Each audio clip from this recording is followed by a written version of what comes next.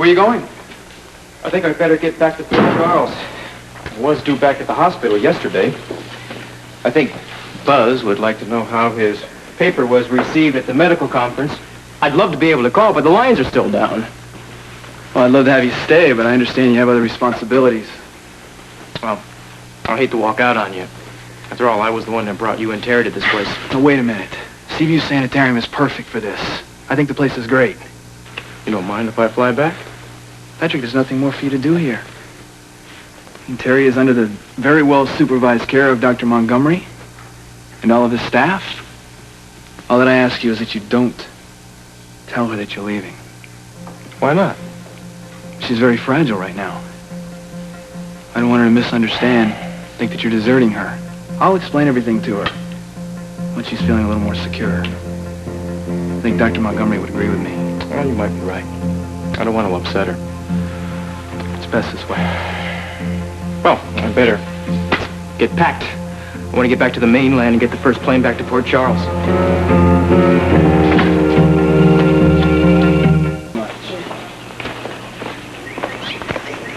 Patrick, the nurse said the car will be back in just a few minutes. Just want to pick up a few supplies is all. I wish you'd hurry up. I have a plane to catch. I wouldn't like to miss it. Look, are the phone's still out? As far as I know, yeah. I'm anxious to talk to Bobby. I want to tell her what's going on with Terry. Patrick, I don't think you should tell anybody. Well, I think we should at least tell Bobby, Patrick, I don't think we should tell anybody. Okay? Dr. O'Connor? Hey, sir. Are you leaving us? Yes, sir, I am. I have to report back to work. Oh, of course. You said goodbye to Terry. No, we were afraid it would upset her if she knew he was leaving. I think she'd be more upset if she didn't know.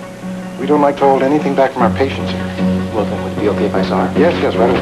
Well, I better come along. No, I think just one visitor at a time. I'll make sure you see her right after our therapy session. Okay?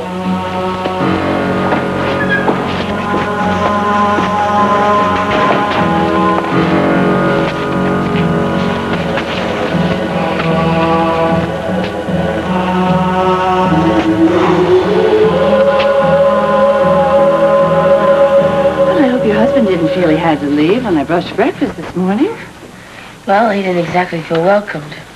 Oh, I'm sorry if you got that impression.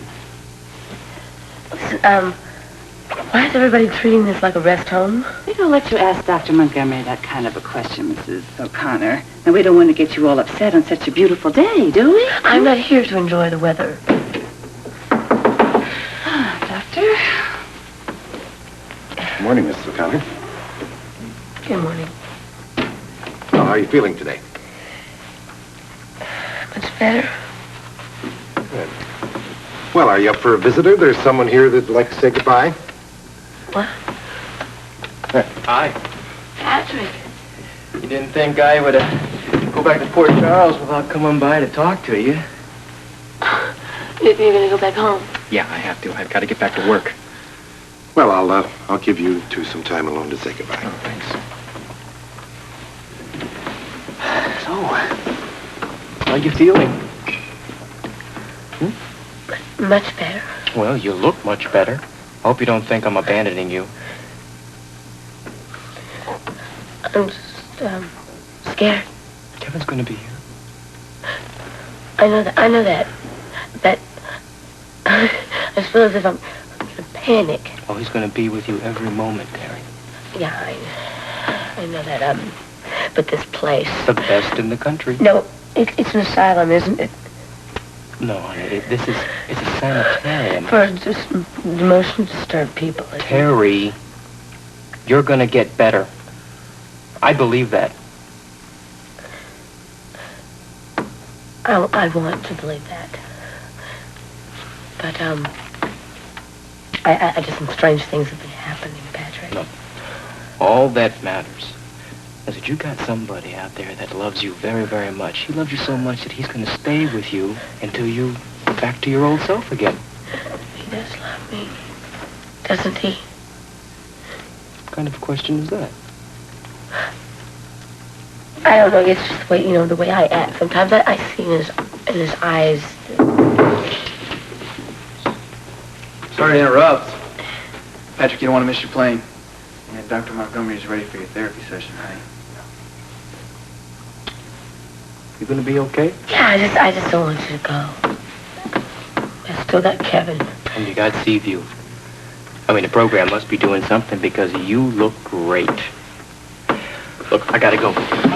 I'll see you back in Port Charles real soon. You'll call me when you get out? Absolutely, and I'm gonna round up everybody at the Brownstone to say hello. Oh, the Brownstone is so far away. Just a phone call away. Terry, remember, we all want the best for you. Well, why don't you get out of that bed and watch your friend leave, huh? You can say goodbye. Now, your slippers are right under your bed, and I'll get your robe.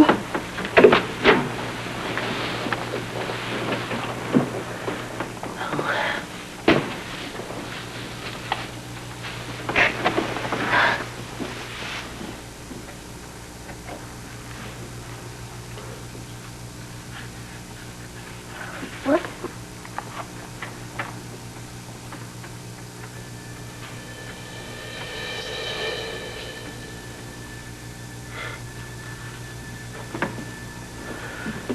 Ah, here we are. Oh, thank you. Hey, listen, did you give me something last night, so I could sleep? Oh, no, we don't believe in that sort of thing here. Why? Oh, well, I just woke up this morning feeling real well. I had a good night's sleep. Well, that's part of the program. A natural full night's sleep can do wonders for a person. Dr. Montgomery swears by it.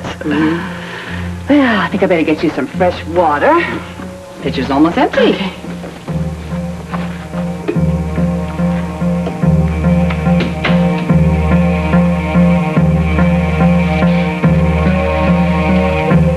You are a very lucky young lady. There are not many people who have such a supportive husband and brother-in-law. They're both fine young men. Patrick was, well, he was kind enough to fill me in on your medical background. He told me that you two have known each other since you were children. What else did he say? Oh, lots of things. He told me about the trouble you were having with sleepwalking and the drug overdose that your stepmother had. Look, that was an accident. My grandmother had given some more milk, like some say, and just put brandy in it. You see, I'm hypoglycemic, and my system reacts very violently to that, and weird. I see. Yeah, tell me about the sleepwalking at Las Casitas. Were you drinking more brandy then? I was sleepwalking. They were trying to kill my husband. Now, I was afraid about all the people that died. And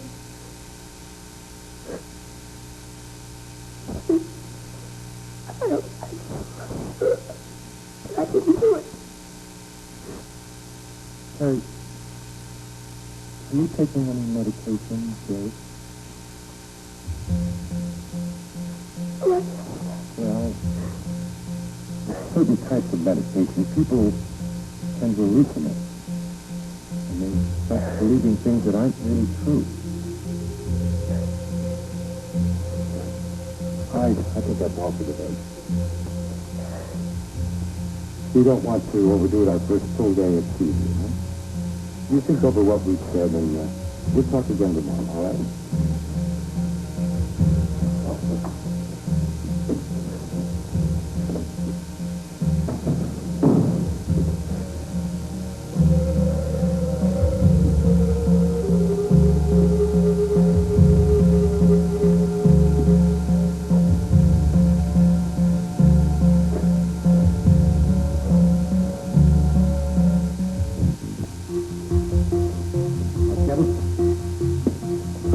Like to have lunch with me and the staff today. Nothing fancy. Oh, that sounds very nice. What time?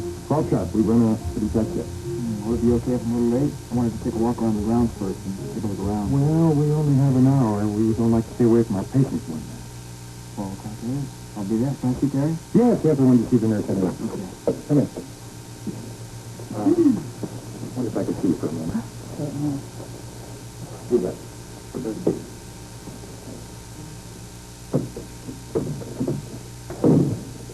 Did you have a chance to check into your guy's thing? Yeah, he's no drugs at any time. Good, guys. Secondly, it's strange when I talked to this morning. I'm getting a bit worried. I think we better do your analysis just to see what we're looking at. Get a specimen right after lunch, all right? Sorry, I have to tell you this. But, I overheard Patrick talking to Dr. Montgomery earlier before he left. Oh. What about? Patrick goes back to the mainland. He's going to call the police and have him arrested. Why did you want to do that? Because, and I think you know the reason why, Patrick has been very unforgiving of you having married me instead of him. And you know that he always loved you.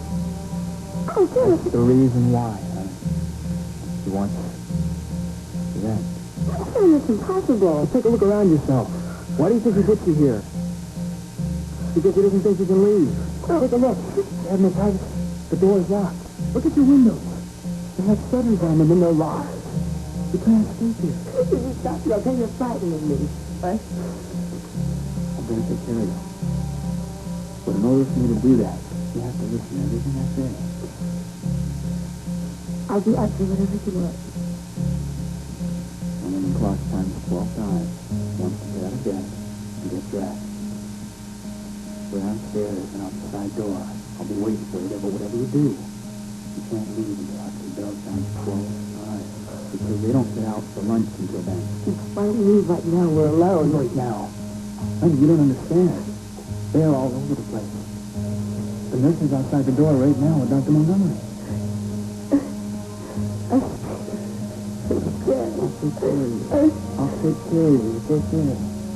It's okay. Even if we're caught, you have to go to prison. Prison? All right, I'll protect you. Honey, even if you're the killer, I can't help but love you. Here, I won't protect you. I'll make you right like you did last night. Come on. You understand what you have to do?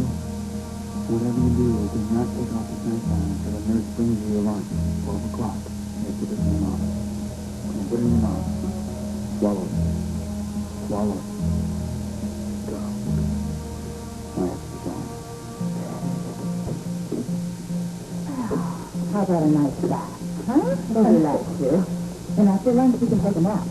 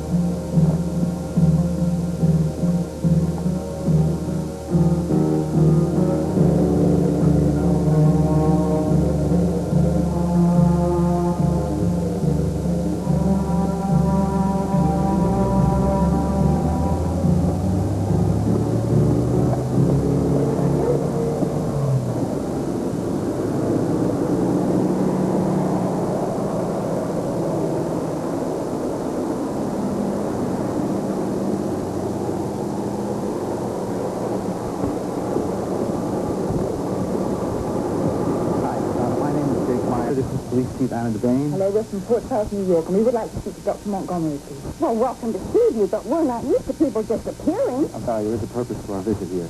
Are you here to visit one of our patients? Yes, we are. Mrs. Terry O'Connor, is she here? And her husband and possibly her brother-in-law. I think you better speak to Dr. Montgomery about these questions. Would you care to come in, please? Whatever it'll take.